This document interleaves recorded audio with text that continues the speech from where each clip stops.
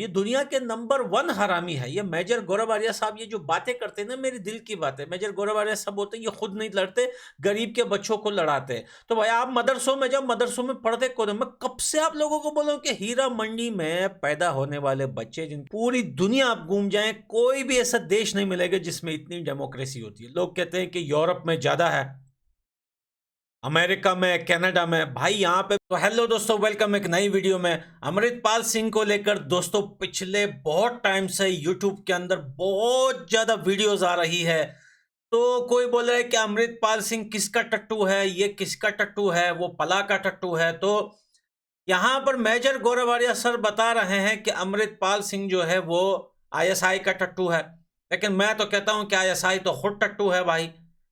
वो टट्टू शरीफ की टट्टू है, तो कोई किसी का टट्टू है। तो भाई आज ये वीडियो देखते हैं, रिएक्शन वीडियो, कौन किसका टट्टू है सब पता चल जाएगा। अच्छा है हम और आप टट्टू नहीं है। तो पहला वीडियो सुनते हैं दोस्तों, उसके बाद करते हैं बात। आप सबको पता है कि अमृतपाल सिंह को लेके वहां पे क्या क्या चल रहा है और कौन सा ड्रामा चल रहा है। तो कई लोग ये कह रहे हैं यार उसको पकड़ा क्यों नहीं अभी तक, और हो सकता है जब तक ये वीडियो देखें उसको पकड़ लिया जा चुका हो। लेकिन मैं ये बात अभी नहीं कह सकता क्योंकि अब जब मैं रिकॉर्ड कर रहा हूं स्टिल ऑन द लूज, वो भाग रहा है, पंजाब पुलिस उसको अभी तक नहीं पकड़ पाई। मैं आपको थोड़े से इतिहास में ले जाना जरूरी समझता हूं, और आपको इतिहास में ले जाना इसलिए जरूरी है ताकि आप यह समझ लें कि ये जो पूरा हो रहा है ना, जो चक्रव्यूह चल रहा है पंजाब में, चल क्यों रहा है और इसका जो सॉल्यूशन है, इसका उत्तर क्या है, ये बहुत जानना जरूरी है। अब मीडिया तो आपको बताएगा ये परेशानी है, ये परेशानी है, ये हो गया, वो सब हमें पता है। हमें यह पता है कि किस तरीके से इसने गुरु ग्रंथ साहिब को आगे ले जाकर इसने अजनाला के पुलिस स्टेशन पर अटैक करा, और इसके ऊपर किडनैपिंग का केस है, दुनिया भर के इसके ऊपर केसेस हैं, हेट स्पीच के केस हैं, ये सब राइट। लेकिन जो आपको नहीं बता रहा है वो ये नहीं बता रहा है कि इसकी जड़ें कहां तक जाती हैं और इसका समाधान क्या है। तो आज जड़ों के बारे में बात करेंगे और दोस्तों समाधान के बारे में बात करेंगे। अमृतपाल सिंह का यह मामला है, आप सबको पता, दुबई में ट्रक चलाता था। 6 महीने पहले यह बंदा जो क्लीन शेवन सिख था, राइट, ये क्लीन शेवन था, इसके लंबे बाल नहीं थे, इसकी बहुत कम दाढ़ी थी, इसने बाल वाल अपने बिल्कुल हीरो टाइप इसने कटवा रखे थे। यह बंदा जो है ये आता है पंजाब, ठीक है, ये पंजाब आता है, और वारिस पंजाब दे दीप सिद्धू आपको याद होगा, स्मॉल टाइम एक्टर जो एक्सीडेंट में मारा गया था। दीप सिद्धू ने एक सेपरेटिस्ट ऑर्गेनाइजेशन शुरू करी, वारिस पंजाब दे। अच्छा, सबसे बड़ी बात यह है कि उसको चलने क्यों दिया। वारिस पंजाब दे खुले में पैसा इकट्ठा करते थे, खुले में स्पीचेस देते थे, खुले में खालिस्तान प्रोपोगेट करते थे, और यही चीज कई बार इनडायरेक्टली और डायरेक्टली, देखो इनडायरेक्टली भी होता है, राइट, सिद्धू मूसेवाला ने भी करी है। अब कई लोग गुस्सा हो जाएंगे जो फैंस हैं, आप गुस्सा हो ना हो वो आपकी मर्जी है। जो सच है, मेरा काम है सच बोलना, और सच सुनने की आदत डाल लो, क्योंकि यहां पे मेजर सच ही बोलेगा। ये इतने बड़े क्यों बन गए, भिंडरावाला इतना बड़ा क्यों बन गया, क्यों भिंडरावाला इतना बड़ा बन गया? इसलिए बन गया क्योंकि उसको पाला गया। एक जीबीएस सिद्धू साहब हैं स्पेशल सेक्रेटरी रॉ, जो हमारी एक्सटर्नल इंटेलिजेंस एजेंसी है, उसके स्पेशल सेक्रेटरी हुआ करते थे एक टाइम पे। बड़े सीनियर आईपीएस ऑफिसर हैं जिन्होंने अपनी जिंदगी 20-25 साल उन्होंने रॉ को दिए। उन्होंने एक किताब लिखी है द खालिस्तान कॉन्स्पिरेसी, आप देख सकते हैं किताब को। उन्होंने लिखा है कि खालिस्तान का मामला, उसमें पाकिस्तान बाद में आया, पाकिस्तान ने फायदा उठाया, पाकिस्तान ने उसका फायदा उठाया, लेकिन उसके बीज किसने बोए? बीज दिल्ली से बोए गए थे, बीज दिल्ली से बोए गए थे, और फंडिंग करी गई थी, भिंडरावाले को पैदा करा। उसी तरीके से अमृतपाल सिंह को कौन पैदा कर रहा है, इसकी जड़ें कहां हैं? ये पाकिस्तान का K2 प्लान क्या है भाई? K2 प्लान सिंपल है, K2 यानी कि जो one of the highest peaks in the world है, माउंटेन पीक्स, वो भी है, जिसको गॉडविन ऑस्टिन भी कहते हैं, और K2 यानी कि K कश्मीर, K खालिस्तान, ये पाकिस्तान का रेफरेंस है। K2 प्लान के तहत अमृतपाल सिंह को लाया जाता है दुबई से, जहां पे एक ट्रक ड्राइवर है, किसी रिश्तेदार की कंपनी में काम करता है, उसको लाया जाता है। और अचानक ये बंदा, जिसको कोई नहीं जानता, जिसको कोई नहीं जानता, दीप सिद्धू जो था वारिस पंजाब दा, वो तो एक्टर था, उसको 10 लोग पहचानते थे, इसको कौन जानता है? वो फिर भी एक्टर था, तो वो तो स्क्रीन पे आता था, इसको तो कोई नहीं जानता था। एक अननोन क्वांटिटी को पाकिस्तानी इंटेलिजेंस ने कैच करा वहां पे। दुबई में इसकी मीटिंग करवाई जो रेडिकलाइज्ड खालिस्तानीज थे, और आईएसआई ने अमृतपाल सिंह को वहां पे ग्रूम करना शुरू करा। इसकी आइडियोलॉजिकल इंडोक्ट्रिनेशन जो थी, इसको यह बताया गया कि भारत बुरा है, इसको यह बताया गया कि भारत बहुत जुल्म कर रहा है सिखों पे, इसको यह बताया गया कि भारत ने यह करा वो करा, दुनिया भर की चीजें, जो ड्रामा था, इसको पूरी झूठी जो थी चीजें इसके दिमाग में फिट करी हैं, और इस बंदे को यहां पे लाया। दीप सिद्धू मर गया, जब तक दीप सिद्धू था वो आईएसआई का काम कर रहा था। अब अमृतपाल सिंह आ गया, दीप सिद्धू की जगह वारिस पंजाब दे इसका चीफ बन गया। दोस्तों, दो तीन चीजें हैं जो हमें समझनी पड़ेंगी और बहुत जरूरी है समझना। देखिए, ऐसा है, ये कर क्यों रहा है पाकिस्तान? दो तीन कारण हैं। मैंने बोला था ना, पहले जड़ों पे जाते हैं, फिर सोल्यूशन पे जाएंगे। पाकिस्तान को इसलिए जरूरत है क्योंकि पाकिस्तान भारत से एक कन्वेंशनल वॉर नहीं लड़ सकता। ना पाकिस्तान के पास हिम्मत है, ना पाकिस्तान के पास जज्बा है, ना पाकिस्तान के पास पैसे हैं। और लड़ाई लड़ने के लिए तीनों चीजें चाहिए। पाकिस्तान नहीं लड़, उसके जर्नैल, अभी मैंने आपको नहीं बताया था 2-3 दिन पहले, वो 40-45 हजार एकड़ जमीन पंजाब में उन्होंने हड़प ली।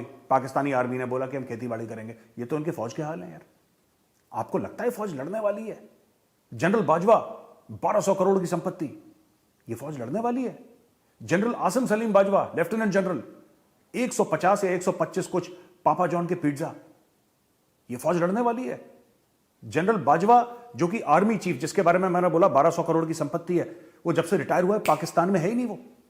वो कभी लंदन, कभी दुबई, कभी यहां कभी वहां, पाकिस्तान में उसकी शक्ल नहीं दिखाई देती। ये लड़ने वाली फौज है? परवेज मुशर्रफ, जिसकी डेथ हो गई, वो विदेश में ही मर गया, वापस आया नहीं, ये लड़ने वाली फौज होती है?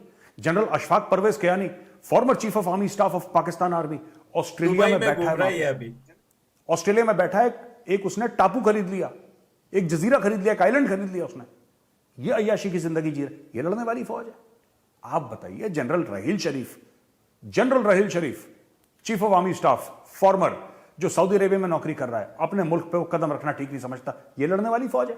मैंने आपको 10 एग्जाम्पल मैं आपको और दे सकता हूं इनके फौज के जर्नलों के करप्शन, ठीक है? और इसलिए ये खुद नहीं लड़ते, क्योंकि खुद उनको कौम को लूटना है। तो इनको अमृतपाल सिंह जैसे टट्टू चाहिए जो इनका काम करें गंदा। और मर्द के बच्चे हो तो खुद आके लड़ो यार, वो काम नहीं करना है इन्होंने। जिहाद करेगा गरीब का बच्चा, इनका लड़का जाएगा ऑक्सफोर्ड पढ़ने के लिए। तो पाकिस्तान में ये चीज क्लियर, और हम कई बार डिस्कस भी कर चुके हैं। अब इसकी जड़ें, पाकिस्तान ने बोला कि भाई इसको लॉन्च करो, इसको पैसे वैसे दिए, इसकी फंडिंग दी। इन लोगों ने क्या कर रखा है कि जो गुरुद्वारा साहब है ना फॉरेन कंट्रीज में, आपके लंदन में, आपके कनाडा में, यूएस में, कई जगह, जो एक पवित्र पावन जगह है, जो भगवान का घर है, उसको करप्ट कर दिया इन लोगों ने। वहां पे इन लोगों के डोनेशन बॉक्सेस में मोटा मोटा पैसा डलता है, इस पैसे से फंडिंग होती है। नार्को टेररिज्म यानी कि ड्रग्स के पैसे से इसकी फंडिंग होती है पूरे खालिस्तान की मूवमेंट की। और उसी प्लान के तहत अमृतपाल सिंह को दुबई से वापस इंडिया लाया गया और यहां पे आके इसको छोड़ दिया गया, इसका प्रचार करा, खूब करोड़ों रुपए डाले, इसकी पूरी फौज बनाएगी। वरना एक ट्रक ड्राइवर की क्या हैसियत है भाई? आप एक बात बताइए, एक अनजान बंदा, खुद सोचिए जरा, जो मीडिया कह रही है आपको ना, उसको 2 मिनट के लिए छोड़ दीजिए, मारिए गोली, डज नॉट मैटर, जाने दो उसको।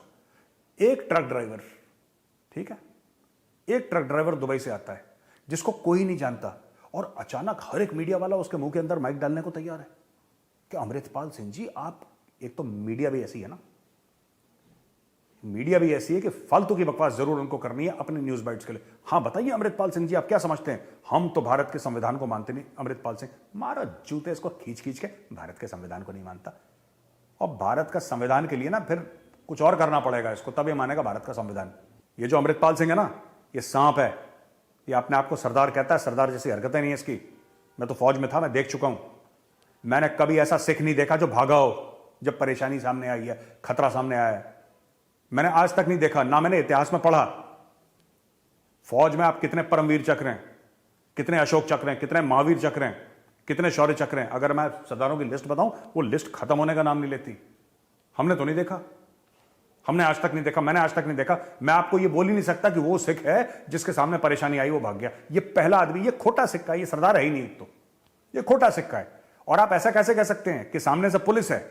ठीक है, पहले इसने गुरु ग्रंथ साहिब को सामने ले गया, पुलिस वाले बैक ऑफ कर गए। सही बात है, कोई भी मैं होता मैं बैक ऑफ कर जाता यार। मैं थोड़ा ना फिर इसके ऊपर चढ़ दौड़ता, मैं नहीं करता, क्योंकि सामने गुरु ग्रंथ साहिब है, इसने उसका फायदा उठाया। ठीक है, ये एक आदमी सिर्फ कमजोर नहीं है, ये कपटी भी है।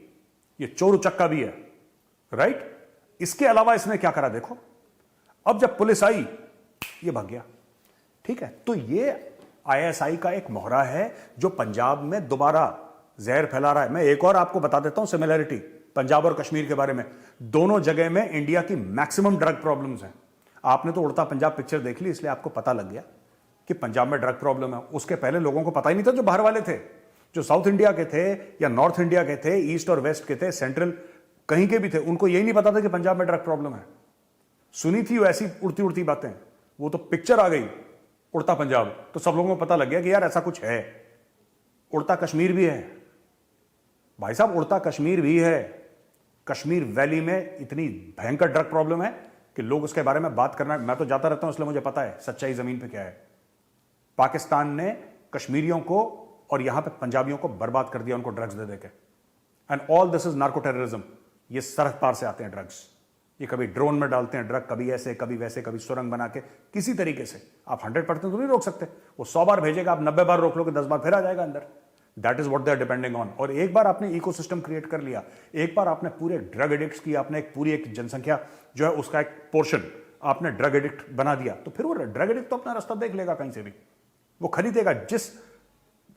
जिसको ड्रग की आदत लग गई, उसको घर बेचना पड़े, जमीन बेचनी पड़े, अपने तन बदन के कपड़े बेचने पड़े, गाड़ी बेचनी पड़े, ठीक है, उसको मां बहन बेटी बीवी के जेवर बेचने पड़े, उसको ड्रग चाहिए तो उसको चाहिए यार, उसको चाहिए। और वहां से ये लोग, ये सब वारिस पंजाब दे और ये सब जो फ्रॉड चल रहा है 420, ये वहां से फंड होती है। अब मैं बताता हूं इसका, ज्यादा समय ना लेते हुए आपका, let's come to the point. पहली बात तो ये, मुझे एक बात समझ में नहीं आती कि इंडियन गवर्नमेंट क्यों अलाउ करती है ऐसे लोगों को जिनके बारे में पता, चलो इसके बारे में नहीं पता था, अननोन क्वांटिटी था, ये आ गया वापस। सबसे पहले जितने भी खालिस्तानी हैं, टॉप 1000 जितने भी आप आइडेंटिफाई करें, they should not be allowed to enter India period. They should not be allowed to have any contact with India, period. They should not be allowed to send money or receive money from India, period. कहानी खत्म। आप उनको blackout कर दीजिए बिल्कुल, क्योंकि खालिस्तान उनको कहां बनाना है, कनाडा में तो बनाना नहीं है, उनको तो बनाना पंजाब में। इनको यही गलती हमने करी जब ये कश्मीरी रेडिकल्स जाके तुर्की में रहते थे, वहां से जाके इंटरनेट पे जहर उगलते थे और यहां पे आके अपना आराम से कश्मीर में गर्मियों में आए, अपना टाइम वाइम बिताए, फिर वापस तुर्की चले गए जहर उगलने के लिए। इतनी डेमोक्रेसी भी ठीक नहीं है बॉस, ये खा जाएगी देश को इतनी डेमोक्रेसी। ये सब जूते के यार हैं, ठीक है? पकड़ के इनको लगाओ डंडा 4-4, बिल्कुल जय हिंद बोलेंगे ये, और जनमन गन भी गाएंगे खड़े होके। वो तो हम बड़े सॉफ्टली इनके साथ पता नहीं क्यों डील करते हैं, मुझे आज तक समझ में नहीं आया। दूसरी बात मैं आपको बताना चाहता हूं, इसकी फंडिंग एनआईए ब्लॉक करे, वारिस पंजाब को declare it a terrorist organization. क्या फर्क पड़ता है? Declare Waris Punjab De a terrorist organization. जो भी इसके साथ कनेक्टेड है सबको जेल में डालो, टेररिज्म के चार्ज लगाओ, जिंदगी भर तक अपनी एड़ियां घिसते रहे कोर्ट कचहरी में। तो दोस्तों, मेजर गौरव आर्या साहब की बातें आप लोगों ने सुन ली। वाकई में इतनी डेमोक्रेसी दोस्तों देश को तबाह कर देती है। दोस्तों, दुनिया के किसी भी देश में चले जाएं, पूरी दुनिया आप घूम जाएं, कोई भी ऐसा देश नहीं मिलेगा जिसमें इतनी डेमोक्रेसी होती है। लोग कहते हैं कि यूरोप में ज्यादा है, अमेरिका में, कनाडा में, भाई यहां पे भी लिमिट होती है, यहां पे भी लिमिट होती है। लिमिट से बढ़ के आप एक बात नहीं कर सकते हो, वो भी स्पेशली जब आप रोड सड़क पे निकलते हो और देश छोड़ने की बात करते हो, बगावत करते हो, किसी के टट्टू बन के आते हो, तो ये चीजें दोस्तों यहां पर सख्त से सख्त मना है। जितनी आज़ादी हिंदुस्तान की सरकार ने वहां की आवाम को दी है, मेरे को नहीं लगता दोस्तों कि दुनिया में किसी भी देश की आवाम को इतनी आज़ादी मिली हो। भाई हमने कई बार देखा है स्क्रीन पे कि एक मामूली गांव के एक जाहिल अनपढ़ आदमी खड़े होकर नरेंद्र मोदी जी को गालियां दे रहा होता है, और उस वीडियो को लेकर दुनिया वाले जो है वो फिर बोलते हैं कि यार ये कैसी डेमोक्रेसी है। भाई ऐसी डेमोक्रेसी कि भाई इतनी बुरी। हाँ देखे, बुरा बोलना हर किसी का हक होता है, यानी कि बुरे से मकसद ये कि आपका हक है, आप किसी को चाहते हो, सपोर्ट करते हो तो भी बोल सकते हो, नहीं करते हो तो भी बोल सकते हो, लेकिन गाली गलौज, किसी की फैमिली को गाली, किसी को इतना ज्यादा आप जो है अब्यूज करना, ये दोस्तों ये डेमोक्रेसी हिंदुस्तान की बहुत गलत है, बहुत ज्यादा गलत है। मैं तो ये चीज तो ये अभी सामने आई है अमृतपाल सिंह को लेकर मेजर गौरव आर्या साहब कर रहा है, ये बातें मेरे को मैं 2 साल से 3 साल से जब आपस में दोस्तों के साथ बातें होती है, मैं कहता हूँ यार डेमोक्रेसी हिंदुस्तान की बिल्कुल अलग ही है यार, बना के छोड़ दी। बस उसके बाद पूछना ही नहीं कि कुछ है नहीं है, कोई लिमिट है, कोई कोई इसके लिए रूल्स बने हुए हैं, कोई लाइन बनी हुई है कि इसको क्रॉस नहीं करना है, या बस सिर्फ नाम की डेमोक्रेसी है कि चल भाई आज़ादी है भाई, किसी की भी माँ बहन पे कुछ भी बोलो भाई, पीएम हो। अरे भाई ऐसा नहीं होता। तो इसका फायदा उठा के फिर लोग क्या करते हैं, वही है कि सड़कों पे निकलते हैं और फिर वही देश से गद्दारियां करते हैं। कोई खालिस्तान बनाने की बात करता है तो कोई चड्डिस्तान बनाने की बात करता है, किसी को चड्डिस्तान चाहिए, किसी को खालिस्तान चाहिए, किसी को पुस्किस्तान चाहिए। तो ऐसा थोड़ी होता है, ऐसे देश टूटते हैं। और रही बात हमारे पड़ोसियों की, ये सबसे दुनिया के, हम इनको देखे हमारे अक्सर वीडियोस में, मैं थोड़ा आगे आ जाता हूँ, हम मेरे अक्सर वीडियोस में मैं इनको हरामी क्यों बोलता हूँ, ये दुनिया के नंबर 1 हरामी है। ये मेजर गौरव आर्या साहब ये जो बातें करते हैं ना, मेरे दिल की बात है। मेजर गौरव आर्या साहब बोलते हैं ये खुद नहीं लड़ते, गरीब के बच्चों को लड़ाते हैं। तो भाई आप मदरसों में जब मदरसों में पढ़ते कौन है? मैं कब से आप लोगों को बोला हूं कि हीरा मंडी में पैदा होने वाले बच्चे जिनके माँ बाप नहीं होते, वो इनको वो लोग पढ़ाते हैं मदरसों में। उनको ये सारे जो लोग होते हैं ना, ये वही इनके माँ बाप है ही नहीं भाई। आपने अभी आज तक भाई कितने साल हुए हैं ये पुस्किस्तान को, बेकारिस्तान को, ये टट्टिस्तान को बने हुए, कितने साल हुए हैं? आपने आज तक एक बंदा जो किसी मेजर कर्नल या किसी ऑफिसर या किसी पीएम, किसी का बेटा हो जो कहीं पे जाके वो शहीद हो गया हो, उसने बोला हो कि यार मैं इसलिए शहीद हुआ हूं कि मेरे को ना अफगानिस्तान के साथ प्रॉब्लम थी या हिंदुस्तान के साथ या कश्मीर चाहिए मैं शहीद। अरे सब गरीब के बच्चे वो शहीद होने के बाद उनको शहीद क्या, मुर्दार होते हैं भाई, शहीद थोड़ी होते हैं, मुर्दार होते हैं। मुर्दार होने के बाद उनकी फैमिली का पता ही नहीं चलता, छुपा देते हैं ये लोग। 100 के बजाय 5 बता देते हैं कि यार 5 बंदों की ये 5 बंदे मरे। अरे भाई ये देश ही ऐसा है। तो भाई उन लोगों को छोड़ो ही नहीं हिंदुस्तान में जो जो इन देश से पल के, बताओ यार टट्टू टट्टू को पाल रहा है। अजीब बात है, ये खुद टट्टू है बरतानिया अमेरिका का, अब ये और टट्टुओं को पाल रहा है। अमृतपाल सिंह टट्टू को पाल दिया, किसी और टट्टू को पाल लिया, तो ये टट्टू टट्टू को पाल रहा है। भाई उनकी औकात क्या है? इनको इतना टाइम मत दो हिंदुस्तान के अंदर, इतनी डेमोक्रेसी, पुलिस को टाइम पे एक्शन लेना चाहिए। और रही बात मेजर गौरव आर्या साहब मीडिया की बात करता है, भाई मीडिया को तो भाई मीडिया दुनिया की सब एक जैसी है, मीडिया के रूल्स एक ही हैं।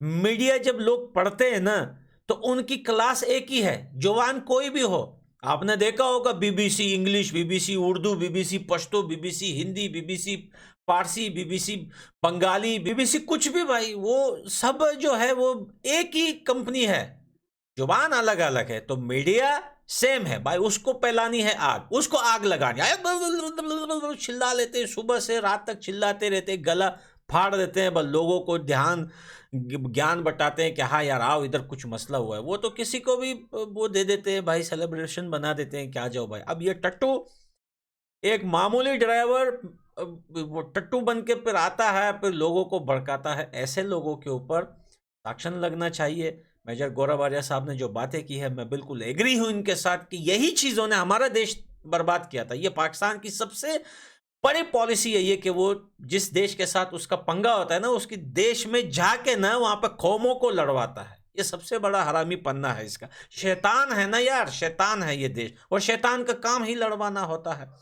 तो अब तो हम समझ गए शैतान को कि शैतान का काम क्या है। आपको भी समझना चाहिए। वीडियो पसंद आई हो दोस्तों तो लाइक शेयर फॉलो सब्सक्राइब जरूर करना, और कमेंट सेक्शन में जरूर बताना कि अमृतपाल सिंह वाकई में टट्टू है या नहीं टट्टू नहीं है। मिलते हैं अगली वीडियो में, बाय बाय।